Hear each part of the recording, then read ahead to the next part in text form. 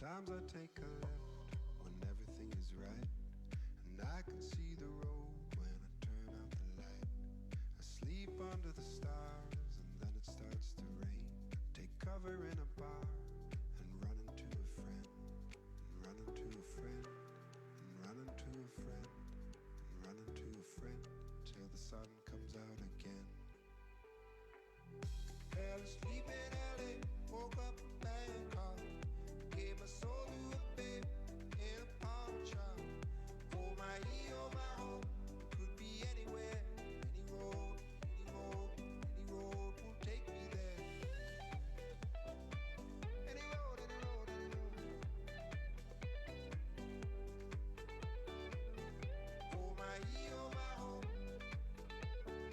any road, any road, any road will take me there. I may have roamed these streets 100 times before, and when I finally meet you, I'll roam 100 more. And maybe we'll go north, and maybe we'll go south, just to keep on rolling, rolling, rolling is what it's all about.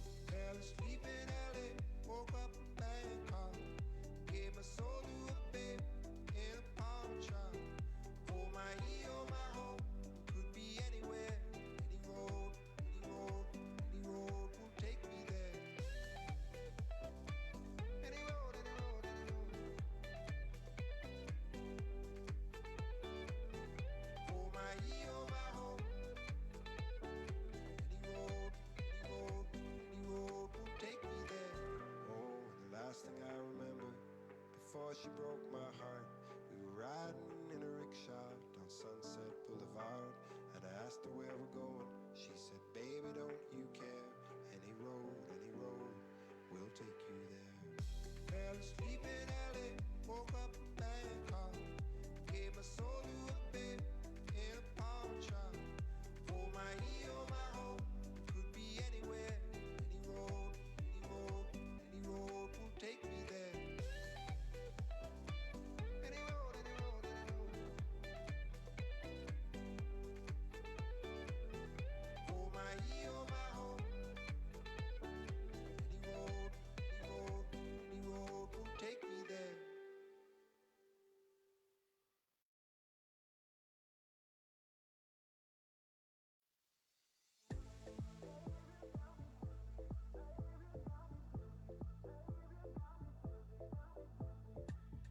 My emotions are playing with my head. Oh, I'm not thinking clearly. Babe, you got me dizzy. You're on my mind almost every single night. Oh, I'm not thinking clearly. Babe, you got me dizzy.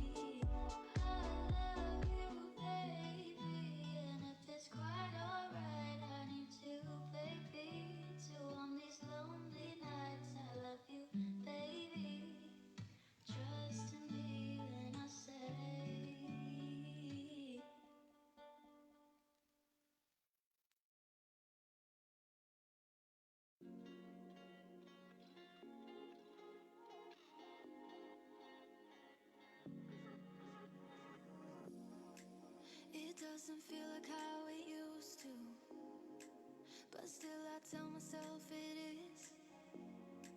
Maybe I've gotten myself used to, so used to us. Wishing I could give you a reason, but it won't make a difference. Wishing I could solve all the pieces, but I don't know how. 'Cause I still miss you when you're out, when we're laying on the couch. In the morning there's no doubt, but at times I forget our moments, staying up all night, laughing till we lose our minds. And I'm caught in every problem, and at times I forget our moments.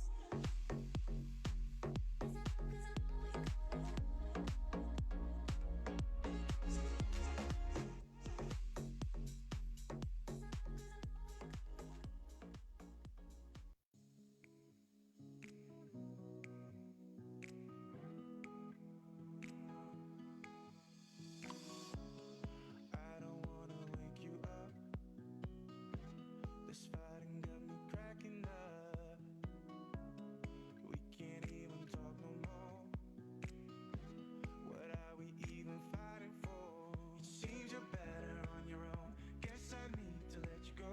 'Cause lately I've been treating you so bad. Always wanted to make you smile, never meant to make you cry. Better up, moving on to better things. Oh, I don't wanna know if you're happier, happier, happier. But I need to let you go, 'cause you're happier, happier, happier on your own. Don't go, baby, please don't go. Start over, you're all alone. Don't go, baby, please don't go. Start over, you're all alone.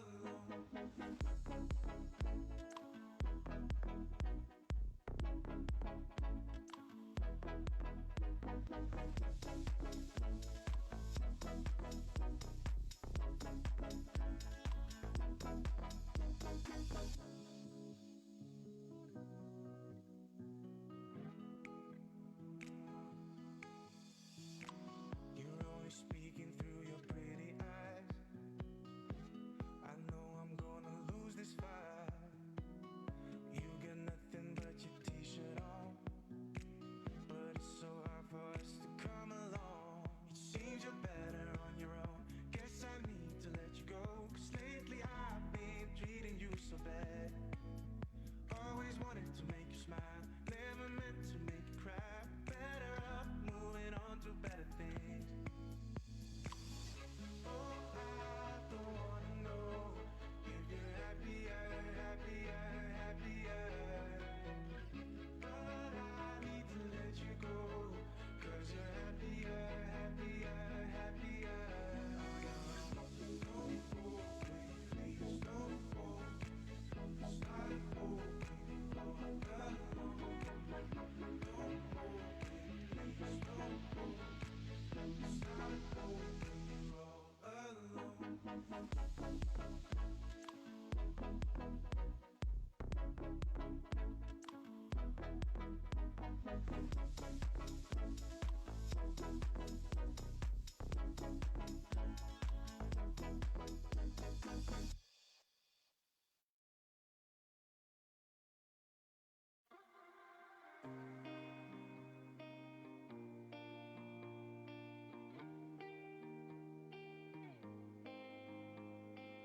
A red swing in the garden, too drunk on the bourbon. I was high above the sky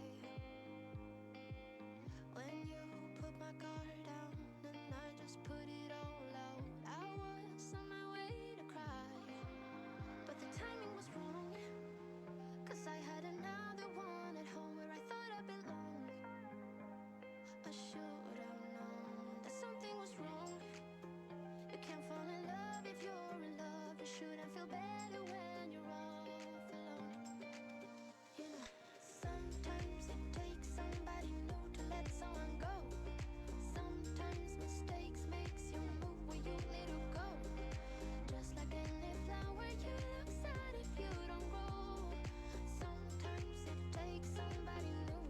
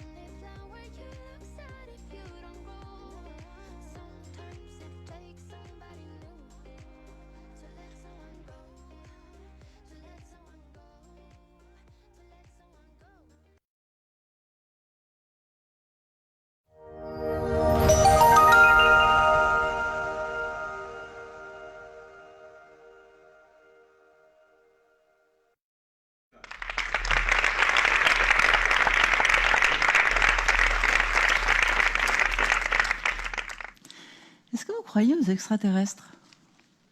Levez la main ceux qui y croient. Je vous félicite. Parce que moi, j'y crois pas du tout. Et pourtant, est-ce qu'il y a des 15-30 ans dans la salle? Je suis désolée, mais je vois pas du tout la salle.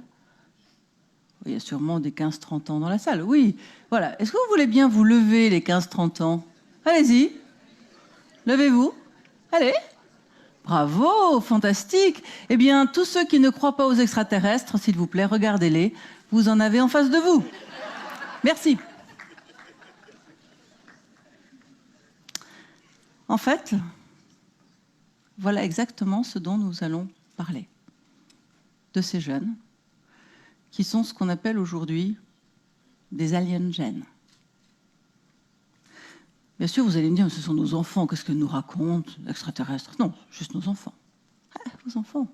Est-ce que vous croyez vraiment que ce ne sont pas les enfants de quelqu'un d'autre? Ou... Non, je ne parlais pas de ça.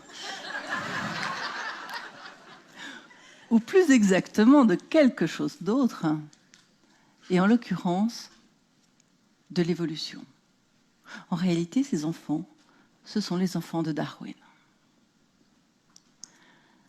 Darwin, ça vous parle? Très bien. Pourquoi ce sont les enfants de Darwin? C'est ce que je vais essayer de vous expliquer au cours de ce talk. Voilà, c'est parti. Les enfants de Darwin. Vous avez aujourd'hui beaucoup de sociétés qui s'intéressent à ce qu'on appelle les millennials. Les millennials, ce sont cette génération née peu ou prou au milieu des années 80, voire 90, et où on s'est dit, oulala, comportement différent, il faut essayer de comprendre un petit peu mieux comment ils fonctionnent. Et donc vous avez des marketeurs, vous avez tous ces gens qui ont l'habitude d'étudier les différents segments de population qui cherchent à connaître leur centre d'intérêt, leur mode de communication, leur consommation. En réalité, mon travail a consisté, en tant que mère, en tant qu'enseignante, en tant que chercheur, mais aussi en tant qu'employeur, essayer de les comprendre, mais essayer de les comprendre différemment. Qui sont-ils réellement, ces aliens gènes, ces enfants de Darwin? En fait, nous pouvons nous rendre compte que nous les voyons, nous, les quinquas, à travers le regard que nous portons sur eux en tant que parents. Et ce regard, eh bien, vous le voyez, c'est d'abord un regard sur leur ennui, leur désespérant ennui. Essayez de leur proposer n'importe quel type d'activité, vous recevez un enthousiasme assez modéré. Essayez de leur proposer des livres que vous considérez extrêmement intelligents. Ils vont rester un certain temps sur leur chevet. Essayez de leur faire partager une culture que vous pensez être une culture fondamentale pour eux. Et ils vous regardent avec un air un petit peu condescendant, disant que c'est une culture du passé, somme toute. Fâcheux. Alors évidemment, la complexité, c'est qu'ils jouent. Oui, je sais, c'est très très perturbant pour vous. Ils jouent. Nous, normalement, notre génération, nous avons arrêté de jouer quand nous avons atteint une dizaine d'années. On a commencé à nous expliquer que ça y est, on devenait grand et que le jeu, c'est fait pour les tout petits, pas pour les grands. Et donc, progressivement, nous avons abandonné le jeu. Eux, ils ont 15 ans, 20 ans, 25 ans, 30 ans, 35 ans. Et ils continuent encore à jouer. Désespérément. Alors évidemment, c'est fâcheux. C'est fâcheux parce que pendant qu'ils jouent, ils ne sortent pas, ils ne s'aèrent pas, ils ne rencontrent pas des autres. Enfin, vous voyez, vous connaissez tout ça. Je n'ai pas besoin de vous le dire. Et néanmoins, ces enfants sont de plus en plus différents de ce que vous étiez. Et ce n'est pas qu'un effet de génération. Nous avons tendance à penser que, oui, nous aussi, nous avons été jeunes, ou alors, oui, mais 68, ou alors... Non. Non. Ils sont en train d'exprimer une transition massive du monde que nous avons connu, qui est ce monde bien ordonné, bien réglé, que nos parents, nos grands-parents nous ont légué, et au sein duquel, finalement, nous sommes extrêmement confortables. Les choses sont en ordre, bien réglées. Les choses sont claires. Elles sont un petit peu machistes. Enfin, disons que l'homme y a une certaine prévalence. Elles sont très logiques, très rationnelles, compétitives aussi. Et le problème, c'est que pour eux, non. C'est l'hédonisme qui compte. C'est trouver le bonheur, c'est avoir des émotions, c'est être dans l'expérience. C'est finalement laisser s'exprimer ses valeurs féminines, même lorsqu'on est un homme. Ah oui, c'est possible aussi. En réalité, ces enfants sont fondamentalement différents de nous. Et ils sont différents bien au-delà de ce que vous-même pouvez voir. Leur processus cognitif a été singulièrement altéré, changé, par leur apprentissage des nouvelles technologies. Le fait qu'avant même de savoir lire, écrire et compter, ils aient accédé à un autre mode d'acquisition des connaissances a changé leur système cognitif. Le nôtre est basé sur ce qu'on appelle une approche séquentielle. Vous savez, vous commencez un livre en haut, vous allez, pour nous, de gauche à droite, vous descendez, vous revenez, vous passez au suivant. Lorsqu'il s'agit d'équations, vous faites la même chose. On découpe et on résout au fur et à mesure. Pour eux, ce système leur devient de plus en plus étranger. Dans la tête, ils ont ce qu'on appelle un plex. Un plex, c'est une espèce d'espace mental dans lequel ils se promènent par association d'idées, par envie, par impulsion, bien loin de nos logiques, bien loin de notre rationalité. Et du coup, nous avons beaucoup de mal à dialoguer avec eux, beaucoup de mal à comprendre où ils veulent aller exactement. Beaucoup de mal à ne pas nous insurger contre leur manière de se promener dans un monde mental qui nous devient, lui aussi, totalement étranger. Alors évidemment, ça nous donne des choses comme par exemple la mémoire. La mémoire est en train de changer chez nos enfants. On voit bien aujourd'hui, les tests qui sont faits nous montrent que la mémoire que vous pouvez acquérir à l'école est une mémoire relativement superficielle. Inversement, dès qu'ils se mettent à pratiquer les réseaux sociaux, eh bien cette mémoire explose. Elle prend de nouvelles dimensions. Et pourtant, vous leur avez tous recommandé fortement de se promener le moins possible dans les réseaux sociaux. Le téléphone.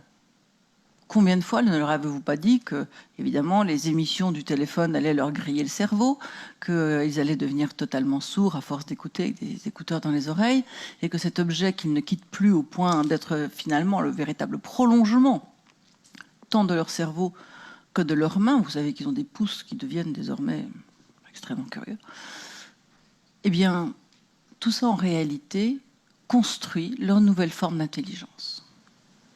Une forme d'intelligence, vous le voyez, qui nous échappe un petit peu, ne serait-ce que sur le plan alphabétique, mais qui les emmène surtout à une autre manière de penser, une manière de penser totalement décomplexée. Ils sont parfaitement prêts à vous soutenir des raisonnements dont la logique vous échappe un peu, mais dont ils sont absolument persuadés. Leur technique, c'est l'intuition. Aller directement à un fait, et lorsque vous leur demandez de nous expliquer ce fait de manière rationnelle, ils ne comprennent vraiment pas pourquoi ils ont besoin de s'en encombrer. Demandez aux enseignants et vous verrez qu'ils sont furieusement confrontés à ce type de problématique. Les employeurs aussi. Essayez de demander à un employeur comment il se comporte avec ses aliens, vous allez voir que c'est compliqué. En termes de management, c'est encore pire. Ils n'arrivent pas vraiment de bonne heure le matin, ils loupent la plupart des réunions, ils oublient allègrement une partie de leurs tâches, voire ils en délèguent d'autres à des collègues parce qu'il y a quelque part un match ou un séjour à l'étranger qu'ils n'ont pas envie de rater. Ça devient compliqué à gérer. Et en même temps, ce que nous voyons, c'est qu'ils forment un embryon, un nouvel embryon, qui nous conduit à ce qu'on appelle un humain 2.0. L'humain 2.0, considérant que nous serions l'humain 1.0, eh bien c'est celui qui va faire un bond en avant aussi grand que le bond en avant que nous avons fait lorsque nous avons décidé de nous sédentariser. À l'époque, nous étions des chasseurs-cueilleurs, nous étions des nomades éleveurs, et puis un beau matin, sur un assez long laps de temps, bref, un beau matin, eh bien, nous avons construit des villes, nous avons produit, nous avons échangé et nous avons développé la civilisation que nous connaissons aujourd'hui. C'est exactement ce qu'ils sont en train de faire. Alors bien sûr, ça nous est difficile de l'accepter. Mais si vous regardez un petit peu ce qu'ils font aujourd'hui, eh bien vous voyez que déjà, ils ont posé des fondamentaux qui sont extrêmement intéressants. Nous avons toujours vécu, toute notre civilisation est fondée sur le fait de fabriquer des objets que l'on s'approprie ensuite. Eh bien eux, ils ont déjà passé cette étape. Ils ne cherchent plus à s'approprier. Tout ce qu'ils veulent, c'est l'accès. L'accès au mode de déplacement, l'accès à la santé, à l'éducation éventuellement, mais juste l'accès, plus la propriété.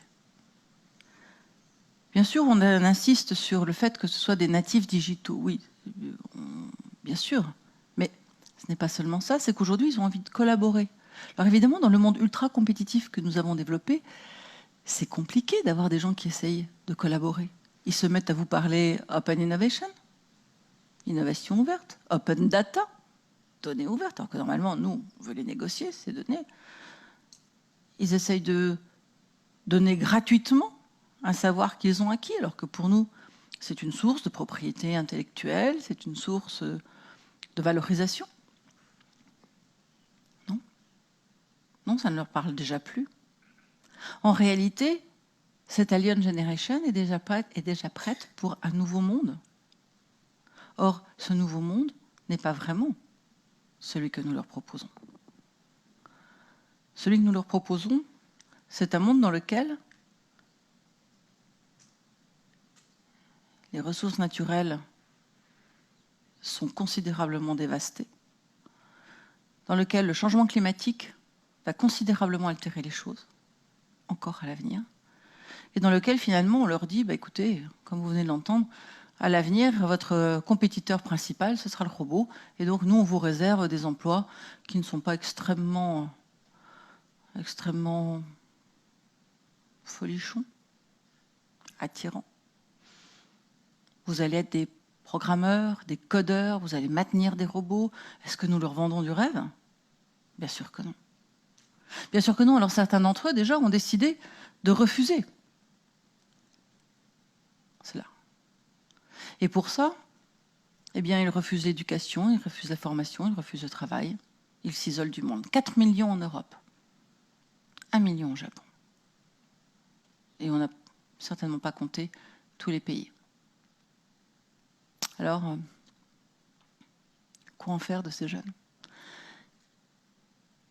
Ils veulent sauter du bocal. Ils veulent essayer d'inventer un nouveau monde.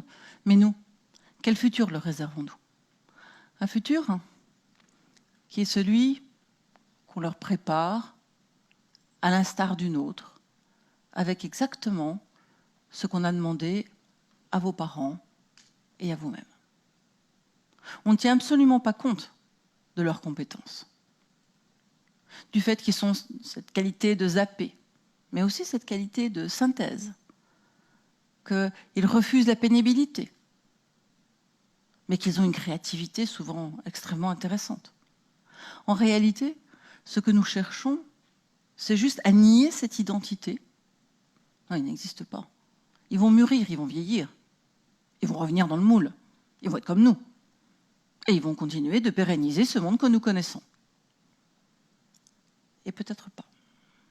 Peut-être qu'en réalité, ce qu'ils voudront, c'est inventer ce monde que déjà, avec leur start-up, déjà, avec leur nomadisme, différents métiers, différents jobs, différentes études, différents pays, que déjà ils sont en train d'inventer. Et nous dans tout ça. Et nous, comment réussissons-nous à les aimer dans ce monde-là? Comment réussissons-nous à les aider? Est-ce que finalement, le nœud du problème, comme le précédent speaker le disait, ce n'est pas la technologie, c'est nous. Là, ce ne sont pas nos enfants le problème, c'est nous. C'est la manière dont nous les accueillons, la manière dont nous les aidons et si finalement la seule preuve d'amour qui soit vraiment, c'était simplement de leur faire confiance. Merci.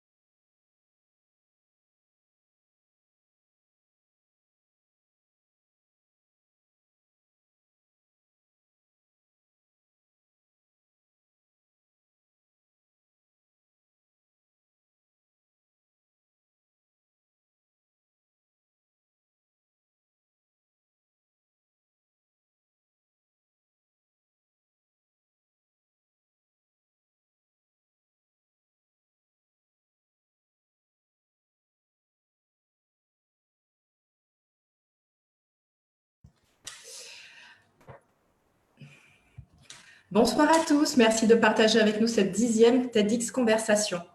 Nous espérons que vous êtes en forme et que vous profitez de ce long week-end du 1er mai pour rester chez vous. Je suis Sabrina Wachter, j'accompagne Damien Claudel pendant cette prochaine heure. Nous sommes tous deux bénévoles de l'association L'Effet Papillon qui organise les conférences TEDx Pointe-à-Pitre. Et au nom de toute l'équipe, nous vous souhaitons la bienvenue. Les conférences TEDx sont des événements sous licence TED, organisées partout sur la planète par des associations locales et indépendantes. Elles ont pour vocation de susciter et de faire circuler des idées qui méritent d'être diffusées dans les domaines de la technologie, du divertissement et du design. Alors, pendant cette période de confinement, pause propice à l'introspection, mais aussi à la créativité et à la résilience, nous avons souhaité contribuer à la réflexion pour construire le monde d'après, un monde que nous souhaitons en harmonie avec notre planète et notre humanité. Depuis un mois déjà, nous proposons sur les réseaux sociaux de TEDx Pointe-à-Pitre et de l'Effet Papillon des pistes de réflexion avec notre challenge « Un jour un talk ». Les talks proposés sont agrémentés d'articles pour aller plus loin qui permettent d'approfondir la réflexion. Aussi, en coordination avec nos homologues des TEDx francophones, nous organisons des TEDx conversations avec des speakers qui ont participé aux précédentes conférences TEDx Pointe-à-Pitre notamment. Ça se passe en visio le samedi après-midi en Guadeloupe et nous avons déjà reçu Tariq Chekchak et Sylvie Adélaïde. Nous sommes donc à la 10e TEDx Conversation. Nous échangerons tout à l'heure avec Fabienne Boubaudiman, speaker lors de la conférence TEDx Pointe-à-Pitre de 2018. Elle est prospectiviste, sociologue et chercheur. Notre conversation portera principalement sur le thème de la grande transition ou comment se transformer dans un monde incertain. Pour revenir à l'actualité des TEDx Conversations, la 9e a eu lieu hier. Elle était organisée par TEDx Clermont, avec comme invitée Lucie Poulet, et avait pour thème le confinement, une étape de la recherche spatiale. Concernant les prochaines conversations, la numéro 11 est organisée par TEDx Toulouse avec Vincent Benoît et aura lieu demain, le 3 mai, sur le thème « Recréer notre monde ensemble ». La numéro 12 est organisée par TEDx Rennes avec Antoine DJ Zebra et aura lieu le 4 mai, donc lundi, sur le thème « Culture, un besoin de première nécessité ». Avant de commencer la conversation avec notre invité, nous tenons à la remercier chaleureusement pour sa disponibilité et son engagement. Nous tenons également à remercier l'équipe de bénévoles mobilisés pour mettre en œuvre ce beau projet qui s'inscrit dans une dynamique nationale des organisateurs de conférences TEDx. Aussi, au nom des bénévoles, nous remercions Lionel Fauché de TEDx Clermont, qui est le coordinateur des conférences TEDx de France, pour son soutien précieux et son investissement aux côtés de toutes les organisations indépendantes de TEDx de l'Hexagone. Enfin, un merci spécial à Jean-Seb, Thomas, Nicolas, Christelle, Nathalie et Pascal pour leur présence active en back-office. Lors de son talk, Fabienne a parlé des enfants de Darwin, les aliens gènes, nos enfants, avec lesquels nous avons a priori pas beaucoup de choses en commun, pas les mêmes centres d'intérêt, pas la même façon de raisonner, peut-être même pas les mêmes valeurs. Et pourtant, c'est nous qui construisons leur monde. Et quel monde? Justement, la période est propice à se poser la question du monde de demain. L'entretien avec Fabienne va durer 1 heure. Pendant une vingtaine de minutes, Damien échangera avec elle sur son actualité, ses domaines d'expertise, sa vision de la situation actuelle. Et puis, nous passerons à vos questions-réponses. Nous avons proposé un premier sondage juste après la rediffusion du talk. Donc, voici donc les résultats. Nathalie. La question, c'était... alors, Alien Gene, pensez-vous comprendre le décalage entre la vision du monde que vous avez et celle qu'ont vos enfants? Donc, a priori, vous seriez 71% à dire oui. Nous verrons ça. Nous inviterons plus tard à répondre à un nouveau sondage. À la fin de cette session, Fabienne aura une surprise pour nous, alors restez connectés.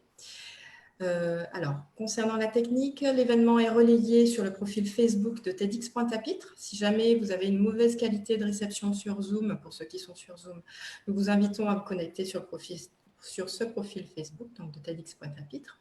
Et vous pouvez d'ores et déjà poser vos questions en cliquant sur l'onglet Q&R pour ceux qui sont sur Zoom ou dans les commentaires pour ceux qui sont sur Facebook en live. Sans plus attendre, je passe la parole à Damien. Merci beaucoup. Merci Sabrina pour cette introduction. Bonjour et bonsoir donc à tous nos auditeurs participants et tout spécialement à Fabienne. Merci d'être avec nous, Fabienne. Fabienne, vous entendez bien? Très bien, merci beaucoup. Merci. Très bien.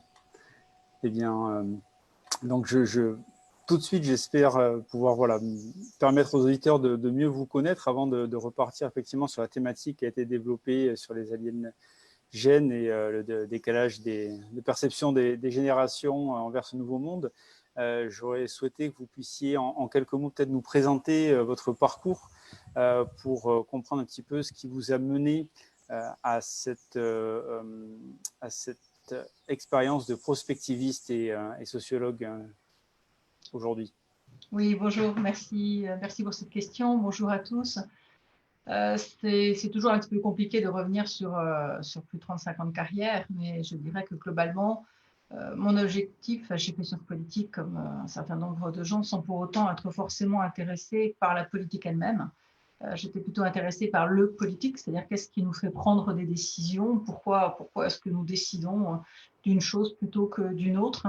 Et très vite, la question s'est posée de la position qu'ont nos décideurs par rapport à l'avenir, par rapport au futur, comment un décideur intègre le futur dans sa manière de penser. Et donc, j'ai basculé en fait, dès la fin de mes études, j'ai basculé tout de suite sur la prospective, en complétant ma formation dans ce domaine, en passant mon doctorat sur le sujet, et puis après, j'ai embrayé parcours classique. Voilà. D'accord, très bien, merci pour ce petit rappel de votre parcours qui est effectivement passionnant, énormément de publications, d'interventions dans différents milieux, donc on est vraiment ravis de vous avoir. Et justement, peut-être juste pour continuer à rebondir sur la notion de prospective, en lisant vos travaux, vous avez décrit la prospective comme un exercice de collection de la volonté humaine pour maîtriser son avenir. Est-ce que vous pourriez nous commenter cette définition?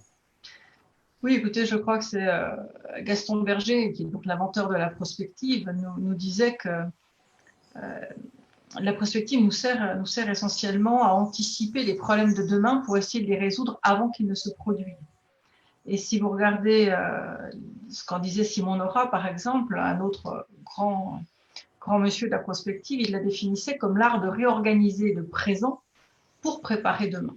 Donc je crois que l'un comme l'autre, ce qu'il mettait en avant, c'est cette volonté que nous pouvons avoir à un moment donné de décider de notre avenir, de décider de le forger, de le façonner et de prendre des décisions qui engagent notre avenir. Donc pour moi, c'est vraiment un exercice de la volonté collective, de manifestation. Finalement, qu'est-ce que nous sommes prêts à mettre sur la table pour obtenir le monde que nous voulons? C'est ça la vraie question. D'accord, très bien. Alors justement, merci beaucoup. Alors pour revenir un petit peu donc sur les différences de perception aujourd'hui dans ce nouveau monde, peut-être pour faire directement un zoom sur l'actualité et dans la crise que nous vivons actuellement, est-ce que vous pensez qu'il y a une différence de perception dans la crise du Covid-19 entre nos générations et finalement celle de nos enfants, les ados, les millennials, comme vous les décrivez? Je ne suis pas sûre la différence de perception n'est sans doute pas aussi évidente qu'elle devrait l'être.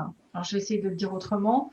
De par la mémoire que nous avons, nous adultes, de ce qui s'est passé préalablement, nous savons, par connaissance historique par exemple, si je fais référence à la grande peste noire, ou simplement parce que nos parents ont pu nous parler de la grippe espagnole ou de la grippe asiatique, qui, je rappelle, ont chacune fait 1 million de morts il n'y a quand même pas si longtemps. La première, c'était à la fin des années 50, la deuxième à la fin des années 60. Et pour autant, nous ne l'avons pas vécu de la même manière que nous vivons cette période-ci. Je pense que pour nos enfants, alors, on a l'effet d'aubaine, il ne faut pas se voiler la face, ne pas aller à l'école, on a les parents à la maison avec soi, ils s'occupent un petit peu de nous, enfin voilà, on sent bien qu'il y a cet effet-là. Donc forcément, la perception n'est pas la même. Inversement, pour les adultes qui sont en mesure qui peuvent perdre leur travail, qui connaissent vraiment des difficultés, la perception est différente. Mais ça, je ne crois pas que ce soit un effet de génération, c'est un effet parent-enfant, c'est un effet qui prend sens dans la responsabilité que l'on a les uns et les autres. La responsabilité d'un enfant s'accommode assez bien de rester à la maison pendant 15 jours, 3 semaines, voire 3 mois. Celle d'un adulte, un petit peu moins. En revanche, lorsque vous écoutez les enfants parler de ce qui est en train de se passer, il y a une prise de conscience qui révèle une maturité sans doute que nos générations n'avaient pas au même âge. Et je crois que c'est ça sans doute ce que nous apprend le plus cette situation de confinement. Une très très grande maturité. Mmh. D'accord, hein. Oui, c'est vrai. Et justement, vous dites dans votre talk qu'il faut faire confiance aux enfants. Justement, ils ont cette maturité-là. Et comment convaincre des parents qu'il y a un enfant qui va jouer aux jeux vidéo la plupart du temps la journée ou être dans des activités effectivement digitales qui sont complètement perturbantes ou inconnues pour certains parents? Comment vous pensez qu'un enfant se prépare finalement pour construire un nouveau monde où il semble nécessaire de retourner vers un travail manuel justement pour répondre aux besoins d'une agriculture saine pour la nature et les hommes? Je pense qu'il n'y a absolument rien d'antagoniste dans la chose. J'en ai pour preuve le fils d'ami qui se reconnaîtra peut-être, mais qui est un accro absolument des jeux vidéo, et ce depuis son plus jeune âge, et qui aujourd'hui est tailleur de pierre. Donc, je pense on ne peut absolument pas opposer les activités manuelles aux activités digitales. Les unes complètent les autres. On a très longtemps dit qu'un enfant qui passait son temps sur des jeux vidéo allait devenir quasiment enfermé dans son univers et aller se couper de la relation avec les autres. Et en fait, toutes les études montrent que c'est absolument le contraire.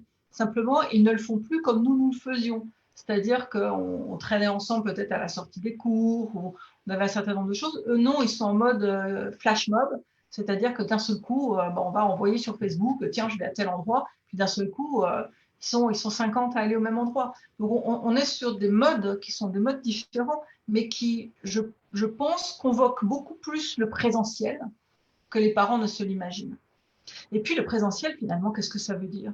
Aujourd'hui, nous sommes une trentaine de personnes réunies en ligne. Quelle différence avec du présentiel? C'est-à-dire que nous nous écoutons, nous parlons. Alors, malheureusement, je ne vois pas l'audience comme j'ai l'habitude de la voir, mais au moins, nous voyons quelques personnes et nous savons tous, nous qui sommes en confinement depuis plus de 2 mois, qu'une bonne partie de notre activité s'est faite à distance. que ce présentiel, nous l'avons vécu, nous avons continué de travailler avec nos équipes, avec nos collaborateurs, avec nos clients.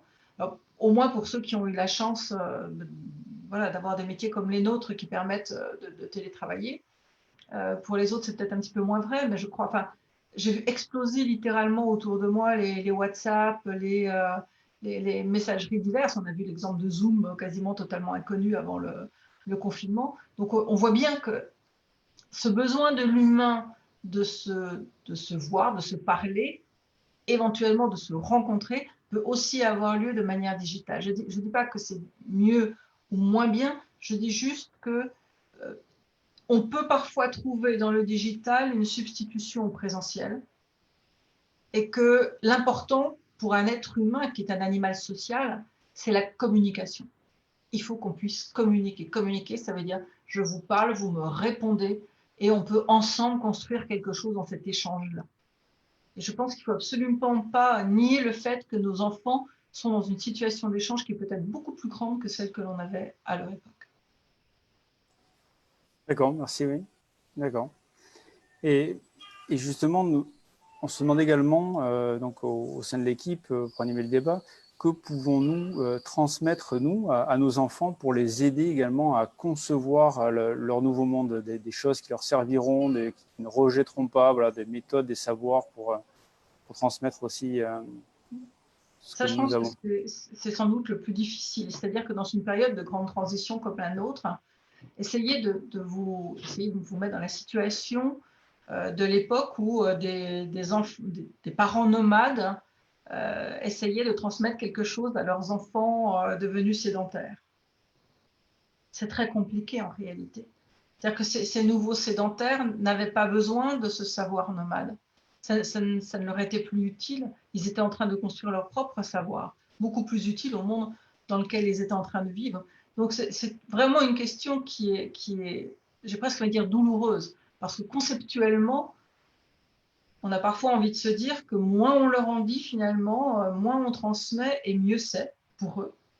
Mais en même temps, nous sommes tellement attachés à notre culture, à cette transmission, parce que la transmission, nous l'avons, enfin, ça fait partie de nos gènes, ça fait partie du vivant. Et donc, nous avons tellement besoin de transmettre que je trouve très, très déchirant d'être entre ces deux positions, ce besoin de transmettre intérieur et puis cette réflexion de se dire peut-être que finalement, leur transmettre quelque chose n'est pas une si bonne idée que ça. Alors, j'ai presque envie de dire, si nous avions trouvé quelques bonnes recettes, on pourrait les transmettre. Maintenant, si on fait le bilan d'une bonne partie de nos sociétés, je ne suis pas sûre qu'on ait trouvé toutes les recettes dont ils vont avoir besoin. Très bien, ouais, effectivement, merci. Alors, justement, ça m'emmène également à essayer d'aborder un sujet important qui vous est cher dans vos travaux, qui est la grande transition. On en parlait, c'était différent à conceptualiser. Est-ce que vous pouvez nous dire quelques mots sur vos travaux de la grande transition? En quoi cela consiste? Alors, la grande transition, c'est l'appellation que l'on utilise pour caractériser un moment particulier de l'histoire dans lequel on quitte un mode civilisationnel pour entrer dans un autre. Je vais essayer de le dire comme ça. Imaginons par exemple que l'univers dans lequel nous ayons vécu jusqu'à présent, l'univers mental, culturel, mais physique aussi, soit un monde agro-industriel qui globalement donc durerait depuis presque le néolithique, hein, c'est-à-dire le moment où on a commencé vraiment la fin du néolithique, l'agriculture, la sédentarisation, les villes, les places d'échange, les négociations, puis progressivement la production, l'exportation. Vous voyez, c'est un grand paradigme. Et nous arrivons maintenant à un monde où nous arrivons en fin de ce paradigme. C'est-à-dire que au lieu de produire du progrès, comme ce paradigme a produit jusqu'à présent, tout au long de l'histoire, eh bien, il produit plus de dysfonctionnement que de progrès. Et donc, quasiment naturellement, quand quelque chose dysfonctionne, il s'autodétruit d'une certaine manière, progressivement, pour permettre à quelque chose de plus fonctionnel d'émerger. Eh bien, la grande transition que nous serions en train de vivre serait celle-là. C'est-à-dire que ce monde 1.0, depuis à peu près la fin du 19e siècle, serait en train d'entrer en déliquescence, de se fragmenter progressivement, Et inversement, nous verrions, mais très lentement, une fois encore, ça se passe à l'échelle des civilisations, nous verrions émerger un monde 2.0 dont on ne connaît pas grand-chose en réalité. La période entre les deux est tellement grande, puisque là on parle de siècles quand même, que c'est très difficile d'imaginer ce vers quoi nous allons. Ce qu'on sait, c'est qu'a priori, la machine en fera partie. C'est que nous allons vivre avec au moins 2 milliards d'êtres humains supplémentaires sur la même planète qui est finie, avec des ressources qui sont finies aussi, avec des questions de production énergétique. Donc on sent bien qu'il y a un moment, tout ce système qui fonctionnait bien jusqu'à présent est en train d'arriver à son terme, et donc il faut trouver des nouvelles solutions. Il y a des choses qui émergent, il y a des choses qui sont tentées, expérimentées, et on essaye de voir bien ce qui va être le plus durable. D'accord, très bien. Alors justement, peut-être une dernière question de mon côté avant qu'on puisse enchaîner sur les questions du public et des participants qui sont là avec nous également. Vous évoquez justement pour développer sur la grande transition, nous avons lu que 3 scénarios étaient évoqués, un sur la disruption justement des modèles de production et de consommation, un autre scénario qui était plus sur du business as usual, donc continuer comme maintenant, en fait, comme avant, et puis un troisième pire que maintenant. Donc il semblerait que seule la première option permettra de vivre, de continuer. Et selon vous, comment engager cette disruption? Je pense d'abord que cette disruption, elle s'est engagée d'elle-même.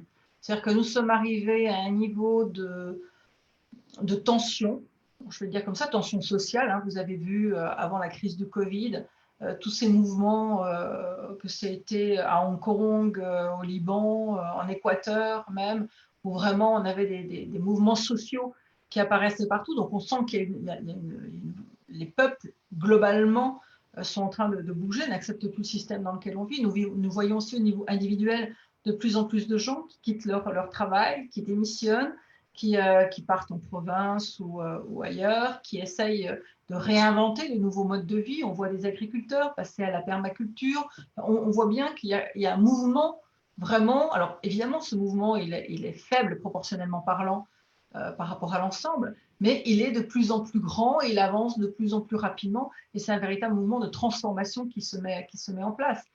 Je pense que derrière votre question, en fait, la problématique qui se dessine, c'est est-ce que nous allons réussir à nous transformer suffisamment vite par rapport aux échéances qui sont en train de se profiler?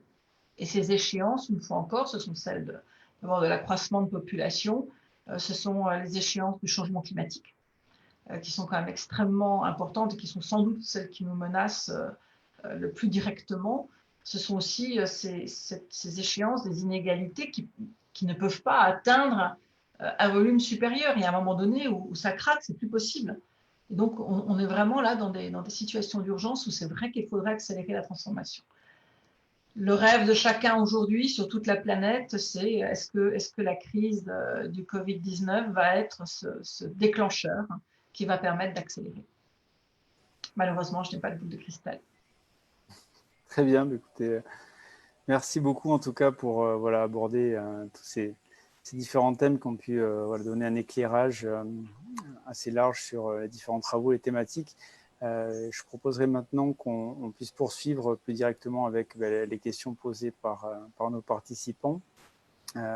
Sabrina, si ça te convient de pouvoir reprendre la main et pouvoir relayer les questions du public.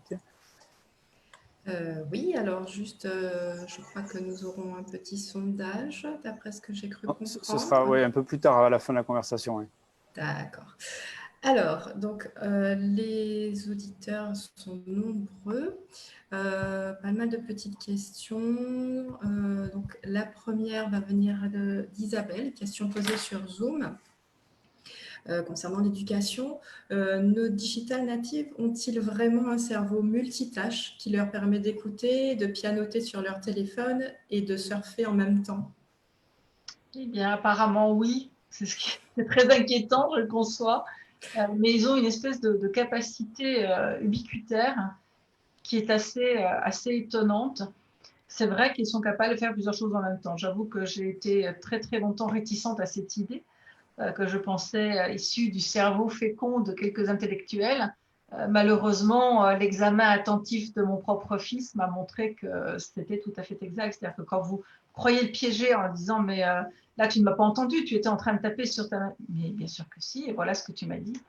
Ah. Et alors, du coup, j'ai testé ça sur mes étudiants et je peux vous assurer que c'est très impressionnant de voir à quel point ils sont capables au moins de faire 2 choses. 3, je n'en sais rien, mais 2, c'est une certitude. Du coup, la question de Laurence qui vient par la suite, que pouvons-nous apprendre de nos enfants dans ce contexte? C'est intéressant. Oui, La c'est multitâche. intéressant. Je crois qu'en fait, nos enfants ne peuvent que nous apprendre des choses sur nous-mêmes. Ouais. Mais eux ne peuvent pas nous apprendre. Il faut vraiment comprendre qu'ils sont dotés d'aptitudes que nous n'avons pas. C'est absolument insupportable comme idée. Enfin, nous sommes tout à fait d'accord. C'est pas possible. Absolument insupportable, mais c'est la réalité. Je veux dire, c'est comme le fait d'accepter que quand vous avez 60 ans, vous courez moins vite que votre enfant qui en a peut-être que 30. Donc voilà, ça fait partie des choses de la vie. Et en l'occurrence, je pense que la plasticité intellectuelle dont ils font preuve, d'une part, est très très typique à leur nouveauté. C'est la première chose. La deuxième chose, c'est sans doute leur capacité de synthèse. Il ne faut pas oublier que la plupart d'entre nous, qui avons été plutôt de bons élèves à l'école, nous sommes des analytiques. L'école de la République était une école cartésienne, on nous apprend à analyser les choses, à analyser A plus B égale C, c'est mathématique. Aujourd'hui, un enfant peut parfaitement vous démontrer que 2 plus 2, ça fait 5, ce n'est pas un problème. Le Gestalt, et ce n'est pas par ignorance, hein, c'est parce qu'ils vont partir du principe qu'il peut y avoir une variable cachée, qu'il y a des effets de synergie qui se mettent en place. Ils ont une compréhension qui est beaucoup plus intuitive et peut-être beaucoup plus juste du monde. Oui, je dirais que ils ont peut-être une ouverture d'esprit que nous n'avons pas eue parce que pour nous, si ce n'était pas rationnel, ce n'était pas vrai. Alors avec la contrepartie, hein, qui est que du coup, ils sont beaucoup plus crédules aussi que nous, d'une certaine manière, c'est-à-dire qu'ils sont assez prêts à croire, je ne dirais pas n'importe quoi, mais peut-être croire plus facilement que nous n'avons été capables de le faire. Mais en même temps, mais ça guérisse aussi, c'est-à-dire qu'ils vivent, eux, dans un monde de fake news, fake photos, fake everything. Et du coup, ils apprennent aussi à développer une forme critique par rapport à ça. Et je pense que c'est compliqué apprendre d'eux, c'est compliqué parce que nous ne sommes pas équipés comme eux, on n'est pas câblés comme eux. Maintenant, ils nous renvoient une image de nous qui, du coup, elle, peut être intéressante. Pourquoi est-ce que tu m'interdis les jeux vidéo? Est-ce que vous avez déjà posé la question? Pourquoi vous l'interdisez? Qu'est-ce qui, dans votre raisonnement profond, vous dit c'est pas bien? Pourquoi ce serait mieux qu'ils sortent pour aller jouer au ballon dehors? Vous voyez ce que je veux dire? C'est là où ça nous apprend quelque chose sur nous. Il nous oblige, si nous en sommes d'accord, il nous oblige à des questionnements qui sont des questionnements réflexifs qui vraiment peuvent nous apprendre beaucoup sur qui nous sommes et comment nous appréhendons le changement. Une question maintenant de Muriel sur Zoom. Ne pensez-vous pas que nous pouvons leur transmettre de l'amour et renforcer au maximum leur confiance en eux pour qu'ils s'écoutent, qu'ils aient confiance en leur propre capacité? Bien sûr. Je veux dire, pour moi, c'est une évidence absolue. Hein. Je pense que aimer l'autre, ce n'est pas d'abord se l'accaparer, ce n'est pas faire de l'autre sa chose. Et c'est souvent ce que nous faisons avec nos enfants. Ce n'est pas non plus projeter pour eux ce que nous aurions voulu pour nous. Donc, je pense, alors ça fait absolument partie de ce qu'on vient d'évoquer, je pense qu'ils nous réapprennent l'amour d'une certaine manière. Parce que c'est très dur d'aimer quelqu'un qui ne vous ressemble pas, qui n'a pas l'air de partager les mêmes valeurs, qui fait des choix que vous n'auriez pas faits, qui vous conduit à des situations qui pour vous sont juste aberrantes. C'est très dur. Moi, je vois beaucoup de parents en souffrance autour de moi et continuer à aimer ses enfants dans ces conditions-là, c'est quelque chose de très, très dur. Alors, on va parler maintenant de traitement de l'information avec une question de Cathy sur Zoom qui demande les informations sont souvent fausses et il y en a beaucoup. Comment permettre à nos enfants de démêler le vrai du faux? Je pense que d'abord, ils vivent dans un monde d'une telle contradiction que je ne crois pas que les critères qui sont valables pour nous sont encore valables pour eux. Moi, tout ce que je dis à mes étudiants, c'est quand vous cherchez de la donnée, allez sur les sites officiels, n'allez pas sur les réseaux sociaux. Les premières générations auxquelles j'ai dit ça, ils m'ont dit « Ah oui, oui, madame, vous avez raison ». Dernière génération auquel j'ai dit « m'a regardé en disant « c'est un scoop ». Bon, apparemment, ils ont compris. Enfin, je veux dire, il ne faut pas négliger cet effet. Ils vivent dans le fake. Donc, ils en sont conscients. Ils ne sont absolument pas idiots, ils en sont parfaitement conscients. Ils prennent de la distance. Moi, souvent, je prends des choses au premier degré et ce sont les jeunes qui me disent « Mais attendez, pourquoi vous avez pris ça comme ça ?» Non, c'est une blague. Tout le monde sait que ce n'est pas vrai. Enfin, maintenant, ils ont cette expression, les mèmes. Si vous avez entendu parler, ça parler des memes, des memes. Les memes, c'est voilà, ces espèces d'images culturelles qui renvoient à tout un imaginaire. Et je vous assure que si vous faites l'effort de comprendre les memes, vous allez vraiment découvrir l'ampleur de la rupture entre eux et nous. Enfin, j'avoue que je pense être capable de comprendre un certain nombre de choses assez étranges, mais vraiment la moitié de leurs memes m'est totalement étrangère. Je ne comprends pas. Ils ont des systèmes de référence. Ils ont vraiment développé déjà un monde qui est parallèle au nôtre et ils évoluent avec leurs propres références, ils ont leurs propres critères par rapport à l'information. Et je ne suis pas sûre que nous soyons capables de les aider dans ce domaine-là. Voilà, ça, on verra ça. On est déjà en décalage, c'est sûr. Maintenant, on va parler de système éducatif. Sur une question de Delphine sur Facebook. Alors, il y a de plus en plus de décrocheurs scolaires au niveau… Ah non, pardon, elle a été posée déjà. Sinon, il y a de plus en plus de décrocheurs scolaires de niveau plus qu'honorable. Perçoivent-ils les limites du système éducatif actuel? Quelle perspective pour eux qui, parallèlement, trouvent refuge ou repli sur Internet? Alors, je pense qu'il y a… Là, on a deux populations. On a la population des élèves eux-mêmes qui décrochent. C'est ça, là encore, j'en vois vraiment très très souvent. Ce ne sont pas du tout des enfants sots, il ne faut absolument pas croire cela. Souvent même d'ailleurs, ils ont des formes d'intelligence tout à fait manifestes, mais simplement ce qu'on leur propose est tellement indigeste qu'ils ne sont absolument pas capables de rentrer dedans. Et franchement, je crois que vous comme moi, si nous devions retourner à l'école aujourd'hui, nous ne serions pas capables de se contraindre. Honnêtement, regardez la qualité des programmes qui vous sont présentés à la télévision, sur Netflix ou en vidéo, ne serait-ce que des jeux vidéo. Si vous prenez Assassin's Creed, par exemple, qui est une merveille de technologie d'animation et de dessin, et que maintenant vous prenez un manuel scolaire. Vous imaginez cette distance absolument phénoménale qu'il peut y avoir, tant dans le narratif, dans la manière de vous emmener dans une structure intellectuelle et vous accompagner dans un récit, que dans simplement l'esthétique de la chose. Je veux dire, ce sont deux univers qui sont venus, qui se choquent avec une violence qui est extrême pour eux. Et je pense qu'il devient de plus en plus difficile de faire se concilier les deux. S'il n'y a pas une modernisation majeure du système éducatif, alors je parle surtout du système éducatif français parce que je le connais peut-être un petit peu mieux que les autres, mais je veux dire, ces décrochages seront de plus en plus massifs.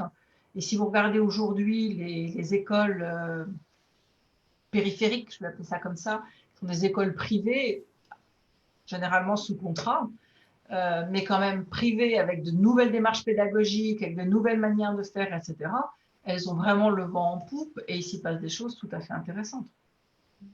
Donc, il y a un moment donné où il va bien falloir qu'on prenne à bras-le-corps ce problème du système national, quitte à ce que d'un seul coup, il devienne juste un ballon vide dans lequel on n'aura plus d'élèves, tous les élèves étant dans des établissements privés qui, eux, auront compris qu'il faut absolument changer de rythme, changer de contenu, changer de narratif, changer tout. Ça me fait rebondir sur les 8 ou les 9 intelligences où le système scolaire ne permet de tester que 2 intelligences, la logique et le linguistique, je crois, alors qu'on est certainement bon dans d'autres domaines. Et du coup, ça décourage pas mal de jeunes qui se croient pas bons, qui décrochent, alors qu'ils sont très bons dans d'autres domaines. Moi, j'ai beaucoup testé, notamment dans les questions d'histoire. Vous avez beaucoup d'enfants qui ont l'air très, très rébarbatifs à l'histoire, mais en fait, si vous leur racontez l'histoire de manière naturelle, avec un bon narratif, etc., ou simplement vous les faites jouer à des jeux comme Civilisation ou autre, d'un seul coup, vous voyez leurs notes exploser. Réellement. Donc, Et le danger du confinement par rapport justement au fait qu'on ne soit plus en présentiel, le fameux présentiel, là, ça fait déjà pratiquement 2 mois que les élèves sont livrés presque à eux-mêmes à la maison avec peu ou pas de moyens au niveau Internet pour pouvoir continuer à suivre l'école correctement. Mais même les professeurs, je ne comprends pas pourquoi ils ne soient pas plus... quand je parle des professeurs, les maîtresses et les maîtres dans les petites classes ne soient pas plus formés aux outils informatiques. Et du coup, j'ai l'impression qu'il y a un décalage qui va se faire entre ceux qui auront pu travailler à la maison tranquillement et ceux qui vont devoir retourner à l'école en septembre, puisque là, ça va être un peu compliqué pour reprendre un peu avant. On fera quoi de ces enfants qui auront décroché? Parce que là, le décrochage sera flagrant. Oui, alors déjà, je pense que la première chose, c'est... je me garderai bien de donner des avis à notre gouvernement, mais je pense que pour des questions d'équité, vous ne pouvez pas demander à un enseignant à la fois de faire cours à 10 ou 15 étudiants ou élèves, et en même temps de faire le même cours à distance à 15 autres. Donc il y a un moment, enfin, c'est le genre de choix qu'on ne peut pas faire. C'est l'école de la République, c'est l'école pour tous. Donc la généralisation du distanciel, on va le dire comme ça, par opposition au présentiel, moi, me semblerait une nécessité jusqu'en septembre. Ça, c'est juste pour une question d'égalité. Maintenant, on comprend bien aussi que les parents ne peuvent pas rester à la maison pour garder les enfants. Ça, c'est une autre problématique. Mais au moins, par rapport à ce que vous dites, il faut savoir que vous avez des gens qui se sont battus comme des fous pour pouvoir imposer des nouvelles technologies à l'école. J'ai moi-même fait, si ma mémoire est bonne, un mémoire de DEA en 1984 sur la question des nouvelles technologies à l'école. Je ne crois pas qu'entre 1984 et 2020, beaucoup de choses aient changé dans ce domaine. Donc ça, il y a quand même une vraie problématique là, mais c'est vrai que c'est toute la problématique de ce qu'on appelle le mammouth. C'est-à-dire que les enseignants vont vous dire qu'ils n'ont pas le temps à la fois de faire ça, de suivre les programmes, etc. On peut espérer qu'avec les nouvelles générations, ça va changer. J'en veux pour exemple un jeune prof qui a débarqué dans le sud de la France, si ma mémoire est bonne, c'était à l'Académie de Montpellier, où il a très vite compris qu'on l'avait mis dans une classe de transition, où on attendait, c'est-à-dire simplement que les élèves aient l'âge de sortir du système pour qu'on les mette dehors. Donc ils avaient 14-15 ans, ils devaient être dans une classe de type 6e. Et comme il était là, juste là pour les empêcher de se battre, en fait, eh bien, il a mis en place la Khan Academy. Donc, la Khan Academy, si vous en avez entendu parler, c'est donc ça a été inventé par un Indien il y a une bonne dizaine d'années, voire une bonne quinzaine, à mon avis, où vous avez toute une série de programmes scolaires qui sont disponibles par petites vidéos, des petites capsules de 10 minutes, et vous avez les enfants peuvent travailler avec un système, non pas de traits rouges qui vous disent là vous avez fait des erreurs, mais au contraire qui vous donnent des bons points, des bonbons virtuels à chacun de vos gains, et qui vous en donnent encore plus si vous aidez quelqu'un d'autre à résoudre son problème. Donc on est complètement dans un autre imaginaire. Là, chacun d'entre nous, bon, le problème c'est qu'il faut parler anglais, d'accord, c'est pas donné à tout le monde, parce que ça n'existe pas en version française, du moins pas à ma connaissance, mais vous avez plein d'autres programmes en ligne aujourd'hui. Je ne veux pas faire de la pub pour des choses en ligne, mais enfin vous en avez plein aujourd'hui en France qui permettent à n'importe quel parent de s'emparer du programme de son enfant et puis d'aller l'inscrire à des cours en ligne où il sera aidé, et souvent avec des méthodes autrement plus efficaces que les méthodes présentielles. Donc, moi, je ne m'inquiéterais pas plus que ça, personnellement. Je pense même que d'une certaine manière, ça va pouvoir débloquer un bon nombre d'enfants. J'ai peut-être une question, si tu permets, Sabrina, je regarde également et je trouvais la thématique intéressante à développer vu qu'on était dans les nouvelles technologies, mais on parle également d'intelligence artificielle qui aussi prend de plus en plus le pas sur de nombreux métiers. Il y a des personnes donc, qui se demandaient voilà, dans quelle mesure l'IA, l'intelligence artificielle, déshumanise notre espèce et finalement comment freiner la course vers ces dérives d'un homme augmenté. Donc voilà, retrouver un peu comment arriver à concilier les nouvelles technologies et les dérives qui peuvent être faites. Je trouve déjà qu'il y a un biais quand on commence à parler de dérive, quand on parle de nouvelles technologies. Les nouvelles technologies ne créent pas forcément de dérives.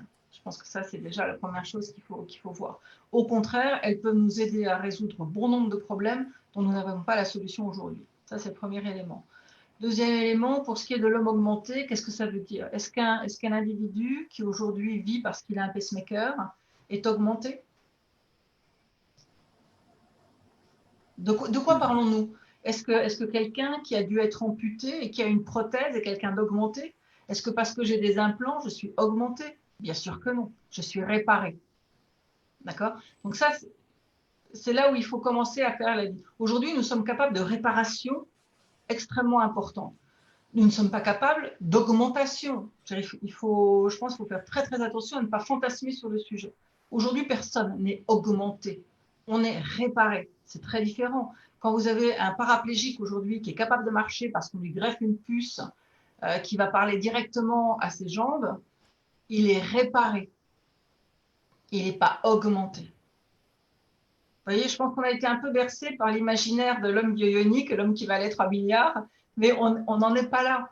On n'en est pas là. Donc, je pense qu'il faut toute mesure garder. On n'en est pas là aujourd'hui. Et ce qui est important, c'est que pour l'instant, il faut qu'on aide nos enfants à maîtriser ces technologies et non pas qu'ils soient maîtrisés par elles. Donc, la première chose à faire, c'est de faire rentrer à l'école la question de l'intelligence artificielle. Ce n'est pas forcément du code, parce que je ne crois absolument pas au code, puisqu'en fait, de plus en plus, on programme en langage naturel. Mais c'est effectivement savoir s'adresser à une machine, comprendre comment elle pense, savoir quels sont ses biais ou comment on peut la biaiser. On voit le cas avec Sophia, notamment, hein, qui est le cas classique. Hein. Vous savez que c'est une IA qui a été entraînée, qui est arrivée sur Twitter et que dès qu'on a commencé à l'entraîner à avoir des discours racistes, évidemment, c'est mis à générer. Mais si vous ne comprenez pas qu'en réalité, ce n'est pas un être pensant, c'est un phénomène de langage et de ce qu'on appelle le deep learning, machine learning, c'est-à-dire qu'on apprend un langage, mais en fait, la machine aujourd'hui n'est pas consciente de ce qu'elle vous dit. D'accord? Elle se situe dans des schémas probabilistiques. Et c'est ça qu'il faut absolument qu'on apprenne à nos enfants. Parce que même nous, on le voit bien, on ne sait absolument pas de quoi on parle quand on parle IA ou quand on parle nouvelle technologie. Très bien, merci pour ces précisions. Maintenant, on va parler un peu prospectivisme.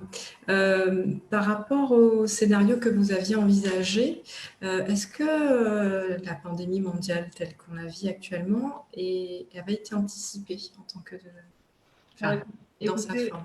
Moi, je ne me souviens pas toujours forcément de ce que j'écris, mais il se trouve qu'un de mes étudiants m'a envoyé il y a un mois un article que j'avais écrit, je crois, en 2009, qui évoquait le cas d'une pandémie mondiale. Mais en fait, on nous avait commandé un scénario, donc qu'on soit bien clair, hein, il ne s'agit pas du tout d'une anticipation. On nous avait commandé un scénario à plusieurs prospectivistes dans le monde qui nous demandait de concevoir à partir de données et de faits vraiment extrêmement vraisemblables des scénarios d'extinction de l'humanité. Et donc, effectivement, ça avait fait partie, mais je dirais que c'était presque naturel qu'on évoque une question de pandémie quand on parle d'extinction de l'humanité. Vous savez, j'évite beaucoup de parler de scénarios en prospective. Je pense que les scénarios, c'était des choses qu'on faisait dans les années 70 parce qu'on pensait encore à l'époque qu'il suffisait de prédiction au sens de prolongation des tendances et que du coup, on pouvait projeter un petit peu moins d'écart ou un peu plus d'écart et que ça nous donnait des scénarios. Moi, j'avoue que je travaille absolument pas comme ça. Je crois que je n'ai pas fait de scénario depuis les années 90. Aujourd'hui, la plupart des prospectivistes travaillent sur la compréhension des mécanismes du changement et essayer de voir quels sont les facteurs qui ont le plus d'impact pour générer des changements alternatifs ou fortement différenciés. Donc, on aboutit à ce que je préférerais appeler des images du futur. Mais ces images, elles sont tout à fait subjectives. C'est nous, aujourd'hui, à l'instant présent, voilà ce qu'on peut imaginer comme image du futur. Un exercice que vous pouvez tous faire, que j'ai toujours trouvé très, très intéressant, c'est si vous demandez à vos proches quels sont pour vous les scénarios ou les images, pour le coup, les scénarios les plus dystopiques. C'est-à-dire, qu'est-ce que vous craignez le plus qu'il arrive, finalement? Bien, vous auriez demandé ça dans les années 50-60, on vous aurait répondu une guerre nucléaire. Aujourd'hui, plus personne ne vous répondra à une guerre nucléaire. Aujourd'hui, poser la question, on va dire depuis le début des années 2000, qu'est-ce qu'on répond majoritairement à cette question? C'est le changement climatique et le dessèchement complet de la planète ou l'extinction de l'humanité due au changement climatique. Vous voyez, chaque période de l'histoire génère ses propres dystopies, ses propres angoisses. Donc, je pense qu'il faut être extrêmement prudent sur cette question de scénario. Il vaut beaucoup mieux comprendre les mécanismes du changement que d'essayer de forger des images qui, surtout dans une période de transition, n'ont pas beaucoup de substance, je veux dire. Alors maintenant, il y a Toifik qui fait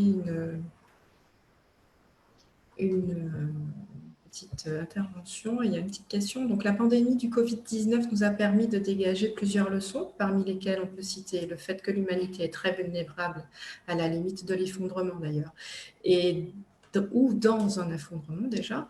Ensuite, la pandémie du coronavirus nous rappelle que notre planète Terre est notre unique refuge. D'après vous, quelle approche doit-on opter pour agir sur nos actions aujourd'hui en vue de préparer l'avenir souhaitable pour nos enfants, par nos enfants? Et deuxième question, comment est déjà cet avenir souhaité par nos enfants? Alors, je pense qu'il suffit d'abord d'interroger les enfants et eux ont des tas de choses à vous dire. Ils veulent, globalement, on va dire que ça se situe selon trois grandes lignes de force, on va dire. La première ligne de force, c'est qu'ils vous diront tous qu'ils veulent vivre sur une planète plus saine, plus propre, plus clean, manger des bonnes choses, etc. Ça, je pense que maintenant, les enfants sont très acculturés à cette pensée-là, une pensée plus écologique, on va dire. La deuxième chose, c'est qu'ils vont vous dire qu'il faut que les gens soient plus sympathiques les uns envers les autres, qu'il y ait moins de violence à l'école, que les gens soient plus gentils. Et c'est en cela que je disais tout à l'heure qu'il y a beaucoup d'enfants auxquels ça a fait beaucoup, beaucoup de bien de rester à la maison pendant 2 mois. Ça les a reposés d'une certaine manière de cette violence qui parfois est très présente à l'école. Et troisième élément sans doute, la plupart des enfants ne sont pas prêts à renoncer à ce qui fait leur confort. Ils aiment voyager, ils aiment aller en vacances, ils aiment faire des choses. Et donc cette notion de progrès, elle est toujours là. Donc ça, je pense que c'est vraiment 3 lignes de force qui ne vont pas changer avec les nouvelles générations. En revanche, pour reprendre la première question de votre interlocuteur, aujourd'hui, on voit se dessiner un nouveau modèle de développement sur lequel je travaille et que par convention, on appelle X.0 parce que c'est plus simple de ne pas lui donner de numéro. Je pense que c'est un modèle de développement qui va durer assez longtemps et qui repose sur, on va dire, sur 5 grands axes.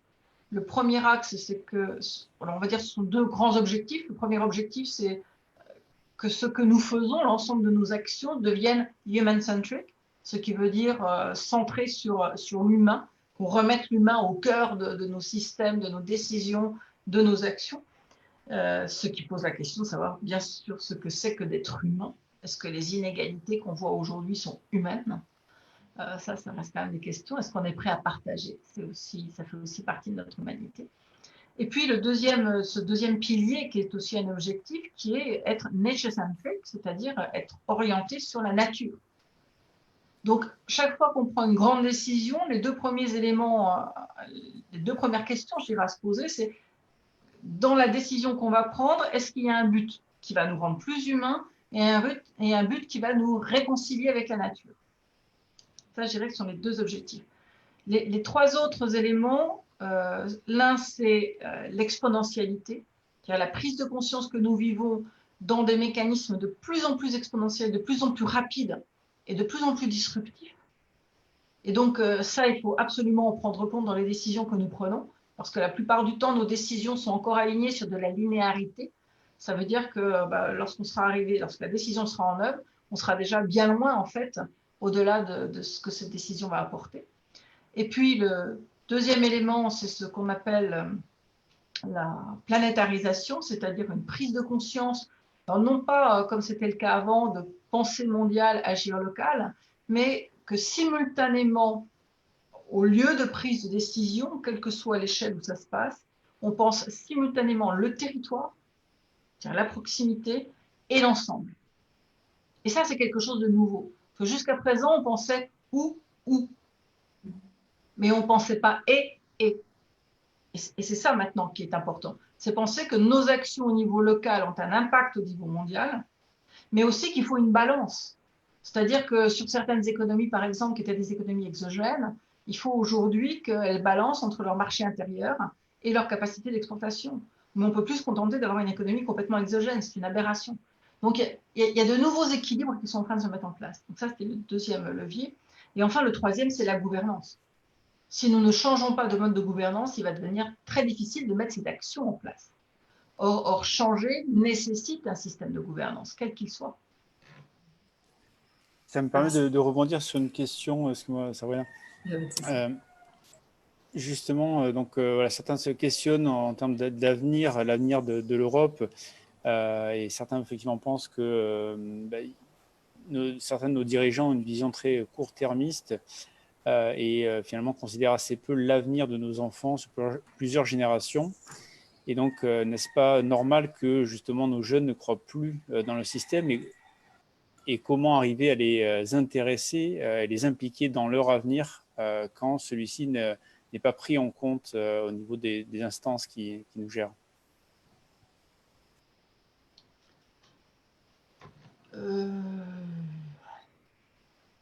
On parle justement de gouvernance, effectivement, voilà, de rôle des... On a essayé à plusieurs reprises d'associer les jeunes aux décisions. Je pense notamment à travers les conseils communaux de jeunes. On a aussi créé des espèces de shadow cabinets de jeunes, notamment en Grande-Bretagne, si ma mémoire est bonne, dans les pays du Nord aussi. J'avoue que je n'ai pas suivi de très près ce que ça donnait. J'ai suivi ce que ça donnait en France. Ça n'a pas eu un fonctionnement extraordinaire. Sans doute parce que les élus ou les décideurs ne prenaient en compte que les propositions qui leur semblaient bonnes. Or, compte tenu de cette difficulté de communication entre ces deux générations, je pense que certaines propositions des jeunes étaient bonnes, mais que les adultes ne voyaient absolument pas comment les mettre en place ou ça ne faisait pas sens pour eux. Donc, je pense que ça, c'est assez compliqué. Je pense que si quelque chose peut être fait, c'est peut-être plus facilement au niveau local qu'au niveau national. Mais même là, on voit bien, je pense aux universités par exemple, et aux jeunes au sein des universités, même au niveau universitaire, où pourtant ils sont les premières parties prenantes, c'est très très compliqué de faire entendre la voix des étudiants. Et en même temps, ça se comprend parce que les étudiants n'ont pas tous les paramètres, notamment comment on fait fonctionner des grosses entités, que ce soit une université, une région ou un pays. Donc, il y a des idées, mais je pense que ça reste quand même extrêmement compliqué. Extrêmement compliqué. Je n'ai malheureusement pas de recette miracle. Bien sûr, c'est effectivement, voilà, c'est compliqué d'arriver à les impliquer et à sentir que leurs intérêts sont pris en compte voilà, sur le long terme. Peut-être juste une autre question pour rebondir, une question de Jean-Paul, à l'échelle justement plus locale, à l'échelle même des villes. Il se demandait, voilà, il vous demandait comment imaginez-vous les villes du futur? Voilà, c'est un retour à la nature, un rétro-progrès, comme il le pose dans sa question. Comment vous voyez cela?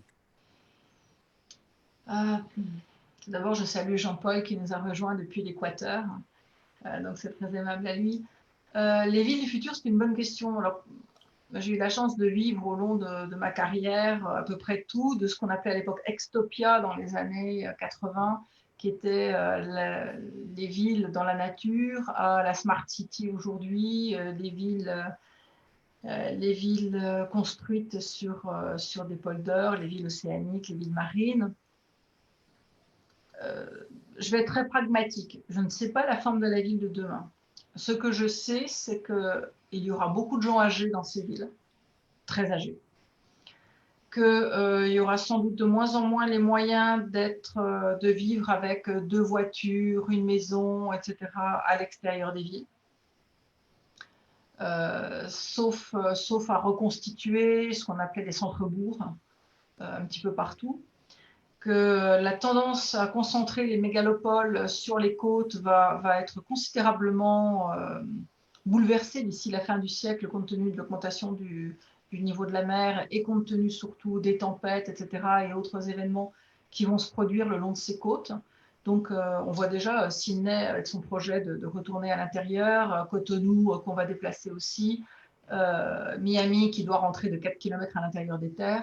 Donc, c'est clair qu'on va voir des choses se passer. Maintenant, je ne crois pas qu'il y ait une forme unique de ville. Je crois fondamentalement que la vie, et c'est la diversité. Plus on tuera la diversité, que ce soit la diversité de nos habitats, la diversité de nos pratiques, de nos cultures, de nos déplacements, et plus on s'éloignera de ce que c'est fondamentalement que la vie.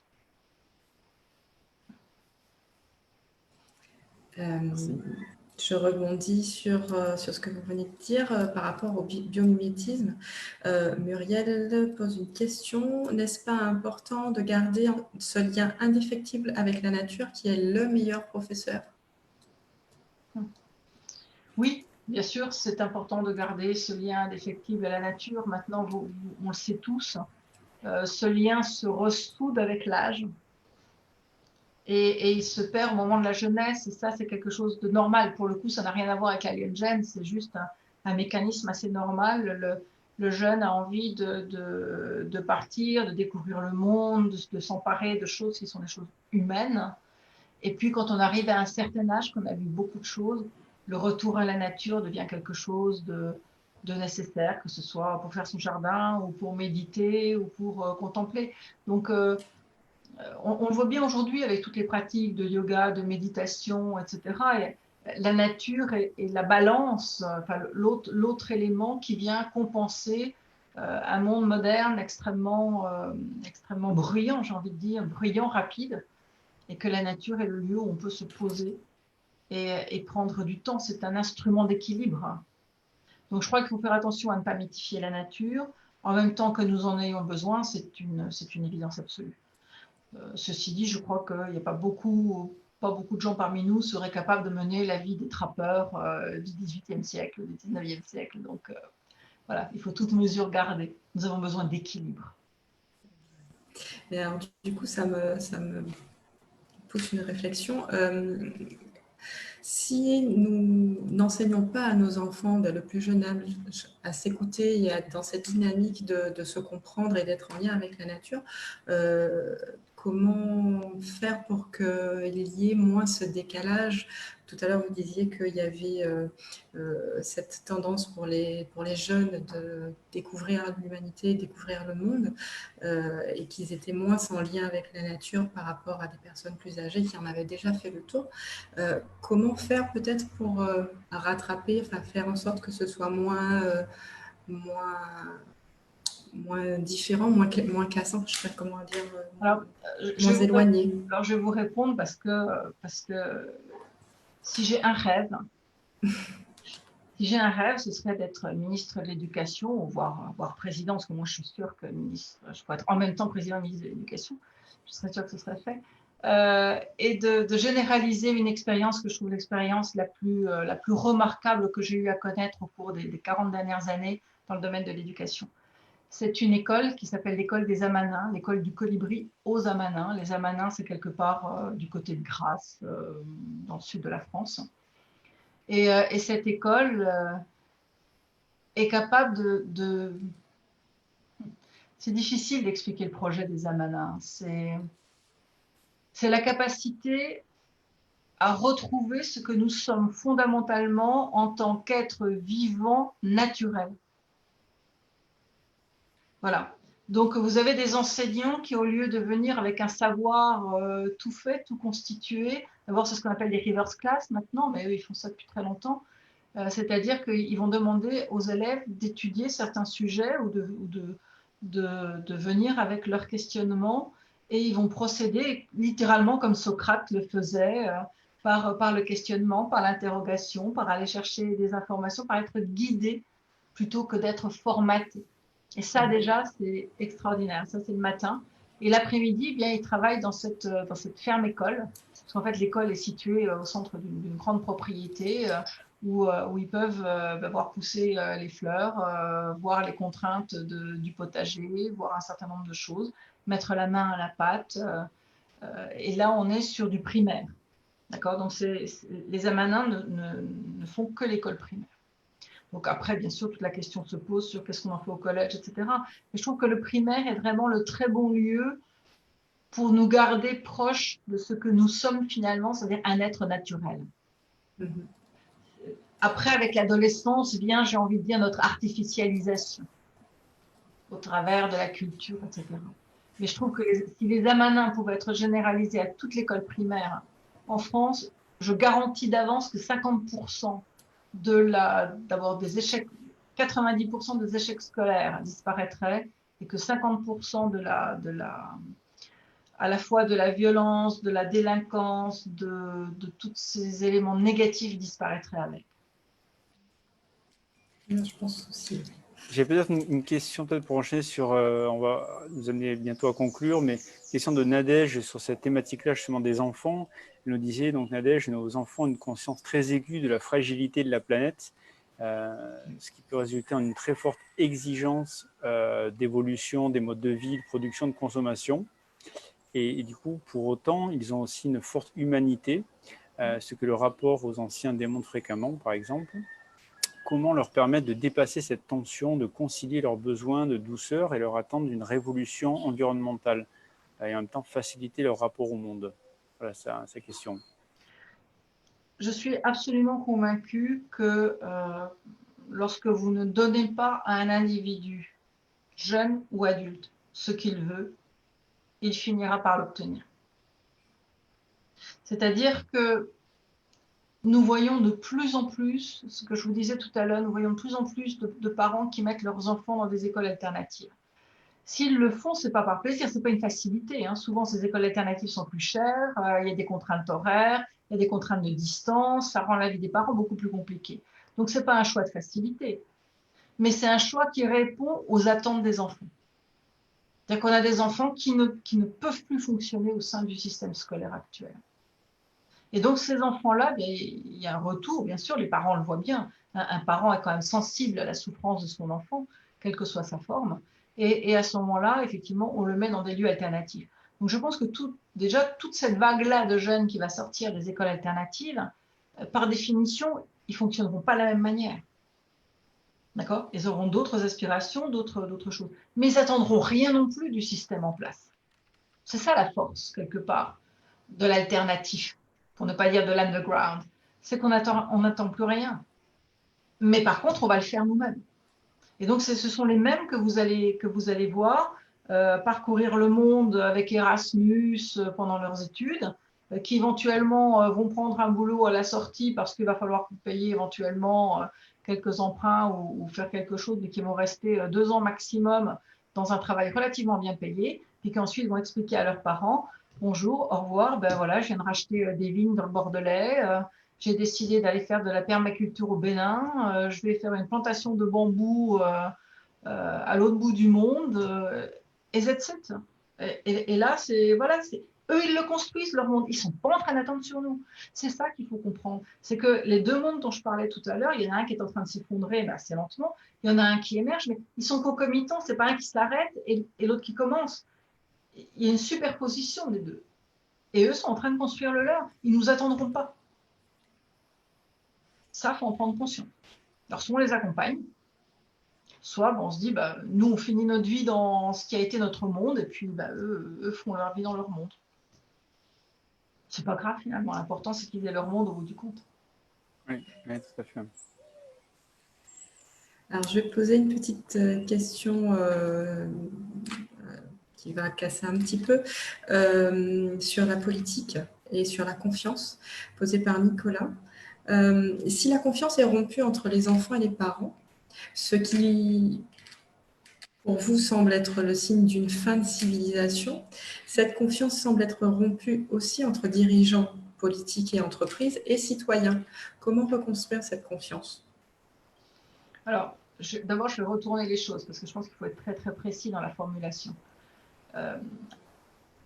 Je pense que lorsque les parents n'ont plus la capacité de faire confiance à leurs propres enfants, parce qu'ils estiment qu'ils ne suivent pas leur chemin, qu'ils n'obéissent pas aux règles, etc., c'est généralement le même moment de l'histoire où les dirigeants ne font plus confiance aux citoyens. Mais je voudrais bien qu'on le voit dans ce sens-là. C'est-à-dire ceux qui sont au pouvoir, en position d'autorité, parents, gouvernants, ne font plus confiance. Ils s'isolent de plus en plus. Alors ça, c'est pas du tout moi pour l'occasion.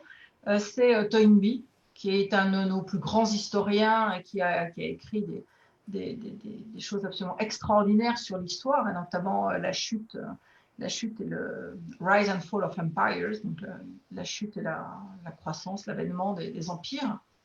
Et Toynbee nous dit le signe d'un empire qui chute, qui s'effondre, c'est lorsque les gouvernants, donc que ce soit au gouvernement ou que ce soit les parents dans leur acte d'autorité, s'isolent de plus en plus, ne regardent plus qu'eux, ne regardent plus à l'extérieur, mais vraiment littéralement se roulent en boule sur eux-mêmes pour regarder leur nombril et ne sont plus capables d'entendre le monde qui avance autour d'eux. Et c'est ça que j'appelle une fin de civilisation. Mais une fois encore, ce n'est pas moi qui l'appelle comme ça, c'est vraiment Toynbee. Et je pense que fondamentalement, chaque fois qu'on étudie la fin d'une civilisation, la fin d'un empire, on retrouve exactement ce genre de phénomène. Une espèce de cécité et de surdité de ceux qui sont en posture d'autorité.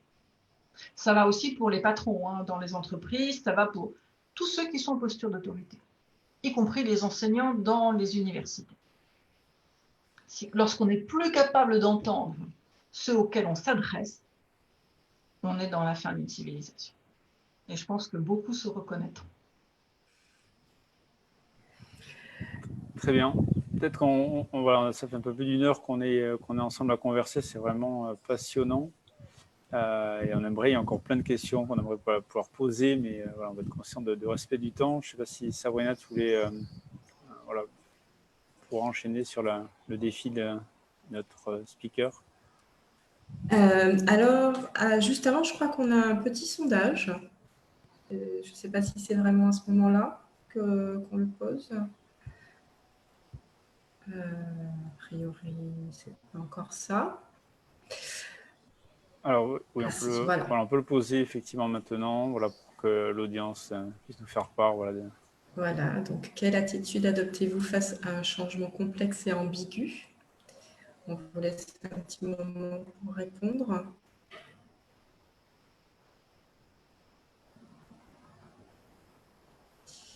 Et juste après, est-ce que c'est bon pour les résultats? Oui, c'est encore quelques secondes, effectivement, et après Fabienne pourra également lancer son défi à l'auditoire.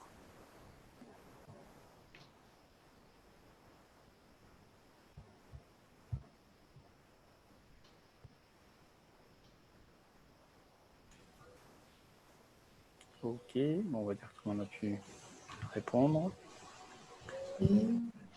Alors, au niveau des réponses, 11% demandent de l'aide car ça les inquiète et 89% explorent les causes profondes et élaborent des scénarios pour s'adapter. Ça, c'est encourageant. Et donc maintenant est venu le moment de la petite surprise. Fabienne, si vous pouvez nous lancer le challenge. Alors, mon challenge est le suivant, il découle assez naturellement, je pense, de ce qu'on s'est dit jusqu'à présent. Je vais vous demander de vous souvenir de la dernière fois que vous avez répondu à un enfant, le vôtre ou un étudiant ou ou bref, à un enfant, que ce n'était pas possible. D'accord?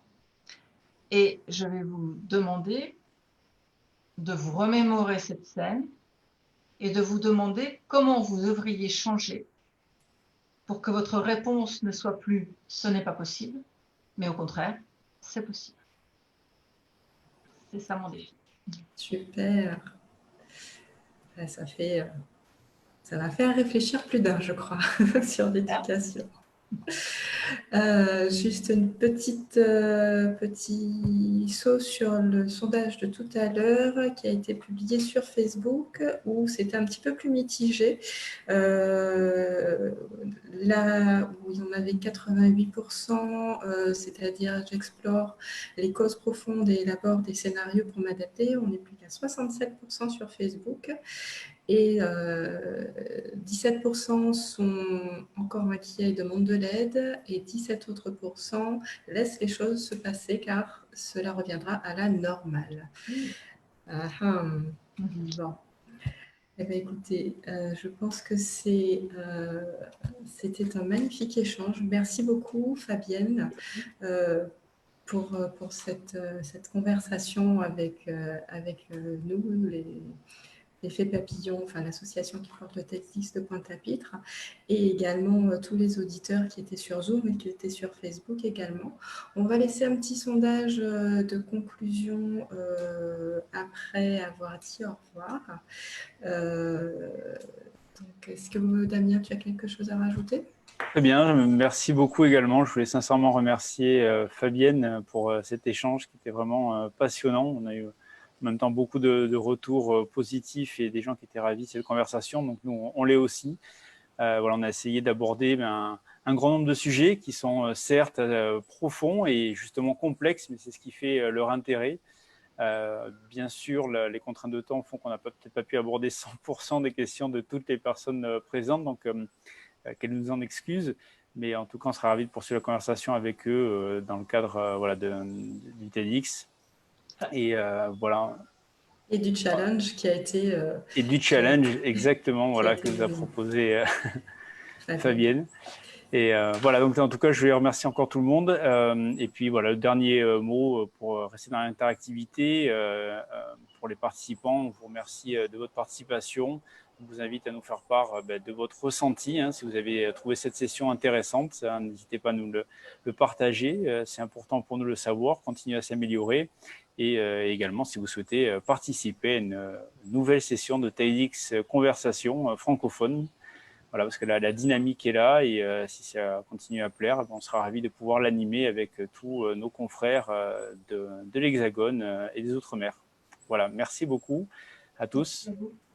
Merci encore Fabienne et très bonne fin de journée. Merci à vous et merci à tous ceux qui ont passé un petit moment avec nous ce soir. À bientôt. Merci, au revoir. Très bien. Merci, bonne journée, au revoir.